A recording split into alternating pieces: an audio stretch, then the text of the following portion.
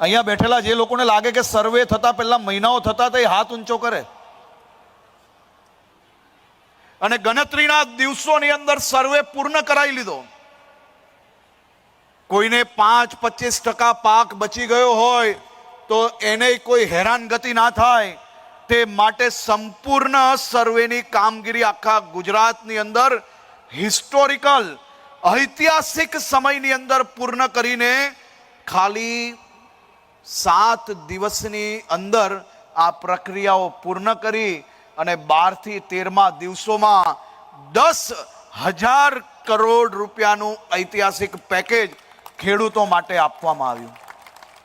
આ પેકેજના 10 દિવસ પહેલા જ ઉત્તર ગુજરાતની અંદર પૂરના કારણે, વરસાદના કારણે 950 કરોડનું પેકેજ મુખ્યમંત્રીશ્રીએ ડિક્લેર કર્યું છે. અને કોઈ જગ્યા પર ખેડૂતોએ ક્યાંય લાઈનમાં ના ઊભું રહેવું પડે એ પ્રકારની વ્યવસ્થાઓ કરવાની સૂચના આપવામાં આવી છે.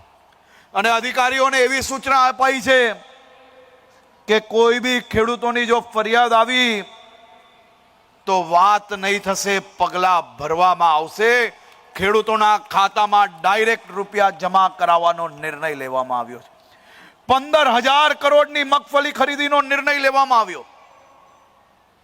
કુલ મલાવીને ખાલી આ 1 મહિનાના નિર્ણય ગણીએ ને તો 26,000 કરોડ રૂપિયા એ ખેડૂતોના લાભમાં, એમના હિતમાં ડિક્લેર કરવામાં આવ્યા છે.